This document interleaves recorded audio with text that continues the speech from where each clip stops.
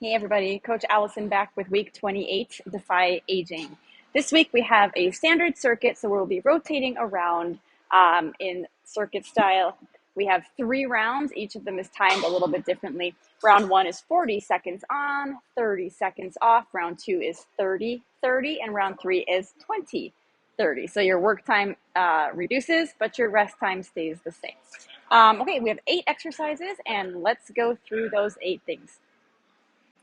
Okay, our first exercise is a half kneel wood chopper. So you're in our half kneel position, which we are in quite often for various exercises. We have a single dumbbell and we're going to hold it on its ends like this. The side of the knee that's down, that is the side you start on. So I'm kind of starting down to my right, slightly angling my body towards the right. Now I'm going to lift the weight up as I rotate to the left and control it back down when my shirt doesn't fall down. You want to let your head and your shoulders follow your arms. By that I mean we don't want to do this and keep the head and shoulders forward, but instead, again, watch my head and shoulders rotates with the movement. And that is to just get a little more movement in that torso. Option for staying off the knee, a staggered standing stance. So this is a half kneel stance. Position, and as you can see, it's very similar. Coming up is the only difference. So kind of if you're in this stance, you will be sort of on the back toe just a little bit like this, and then it's the same like so. That stance can be a little challenging for the balance, so if that is the option you need or you're going with and the balance feels a little too unsteady, stand with a traditional, or I should say a standard stance, and the movement will look like this. So there are 3 options. Halfway through each set, we will switch sides. Okay, second exercise, medicine ball sledgehammer style slam. All right, picture holding onto a sledgehammer. And if you've used one of these, or you at least know what it looks like, bringing it around, over your shoulder, and down. So that's what we're going to do with the medicine ball. So I want you to picture an X on the floor in front of you, and so we want to slam the ball on that X every time, even though we are going to be doing lateral type movement. So grab the ball, obviously. All right, I'm going to swing it down, up, over, right in the middle. Alternate sides. So now watch my feet. I want you to notice the pivots that I'm doing with the opposite foot. And that pivot is what gives you a better range of motion, a little better twist. So that is our sledgehammer slam. Next exercise is a stability ball squat. So we have our stability ball against a wall. All right, to start it, you want to step your feet forward and actually lean into it. So it should be pretty comfortable as you're kind of just waiting for the set to start. You want to start the ball at about your butt, or maybe like your tailbone. We don't want to start the ball up here because you'll see why, because we're gonna squat down. So you start the ball kind of low. Again, feet out. If your feet are straight underneath you, that's gonna cause the knees to go too far forward. So feet are out. Again, should be pretty comfortable to start. And you sink down into a squat. Notice how I'm keeping my back flat against the ball and not allowing my spine to come off the ball. So that helps your posture, right? And knees are staying, they don't have to be really far behind the toes, but we just don't want the knees protruding see how far forward my knees are compared to my toes. That's what we don't want.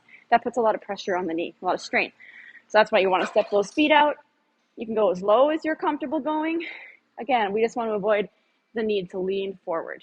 And that is our stability ball squat. Next exercise, hammer curls. So you need 2 weights for this. It's a bicep exercise. Hammer curl simply means the positioning of your hands. You're keeping your palms turned in. So at the bottom of the curl, your palms are facing your legs as opposed to forward. And we keep that hand position as we do the bicep curl. So as you can see, I'm keeping my upper arm right along my side. And what I mean by that is you're not letting the upper arm come forward or swing back. I'm being excessive to make the point. So keep your upper arm super glued right to your side. You want to fully extend at the elbow at the bottom of the movement. So we don't want to kind of stop here, but instead let your arm come all the way down and get that full extension.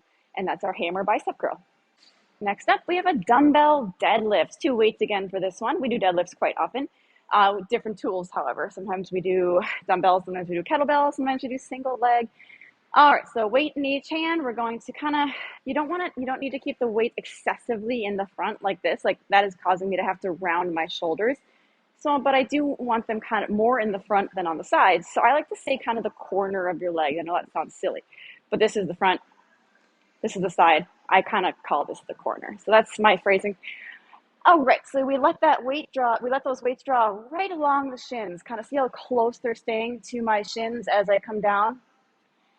And I'm sticking my hips back, keeping my back flat, and putting a slight bend in my knee.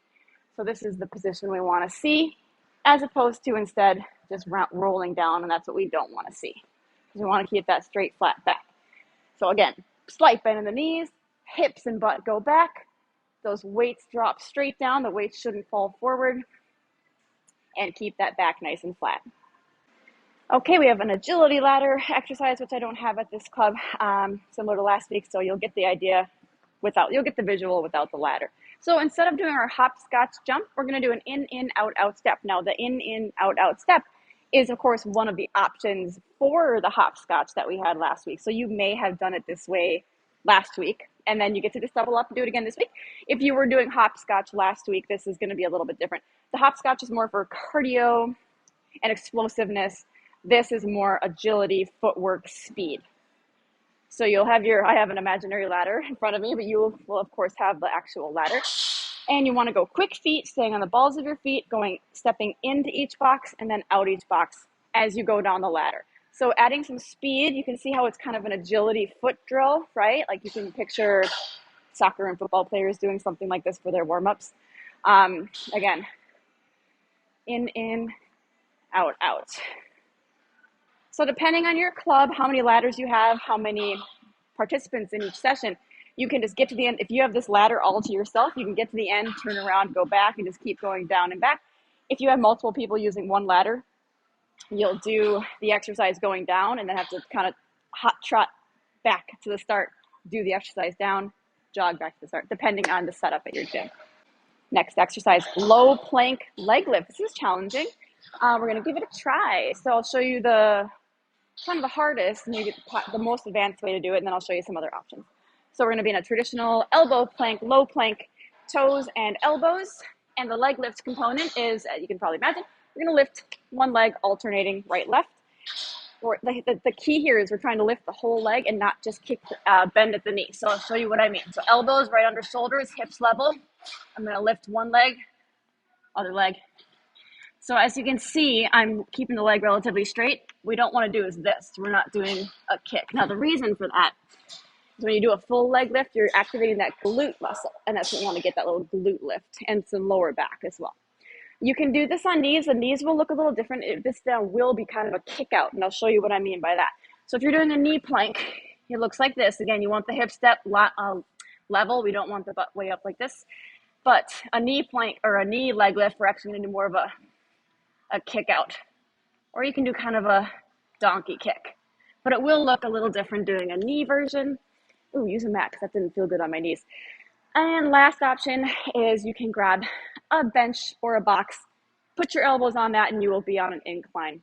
So the the exercise is the same. Only difference is your arms are on an incline. Last exercise, a band reverse fly. This is working your upper back, kind of between your shoulder blades here, and your rear delts, so the rear back of your shoulders. This one is tricky. It's a very simple looking move, but to do it properly, it actually is a little tricky. A lot of mind, muscle, mind, body control and connection. So I like to put my arms through the handles just so they're not flopping around. That's just my preference. Grab a light band. This one takes a very light band. Even if you can do a heavier band with like a row or a curl, you want a light band for this. So you grip, I don't know, I'm starting about here. If it's too hard, you grip a little farther apart. If it's too easy, you can crawl in a little. So you can trial and error that. Arms are out and slightly up. So we're not right here. A little bit up higher in the chest because we are doing our reverse fly at a slight downward angle. Okay, keep a soft bend in your elbows. It's hard. Can you see this is like the position of my elbows, so they're not like this. Okay, and I'm going to pull the band apart, holding on tight, of course. And as I pull apart, I'm going slightly down and then back. Now, I don't know if you can see my shoulder blades and my back. I'm squeezing my shoulder blades together. See how my shirt is kind of crinkling together at the shoulder blades? That's because I'm squeezing them together, keeping those arms relatively straight. And you bring the band to the upper chest, not down here, so I'm not coming down like this. So a lot of little things, I know. I'm going to do a few so you can really get a good visual. Exhale on the pull. You almost are creating a slight extra lower arch in your back, but you're kind of puffing out the chest, and that's what helps you to engage these muscles. So what we don't want to do is like cave forward like that. So we don't want to do. Also be careful for needing to bend your elbows. We don't want to turn it into a pull down like this. So we don't want to see how this is me pulling back. This is me opening up wide. Opening up wide. Opening? I don't know what I said. So, like I said, a lot of little tricky components for what looks like a simple movement. So just be very sure that you're not pulling back, which is okay if you do. It's a back exercise. But we want to do the fly this week. So we're not pulling back by bending the elbows. We're opening up. Think of like wings, opening up wide. All right, that is our band reverse fly. Okay, team, so that is our Defy workout for this week. 8 exercises for 3 rounds. Hope you enjoy everything in this week's workout.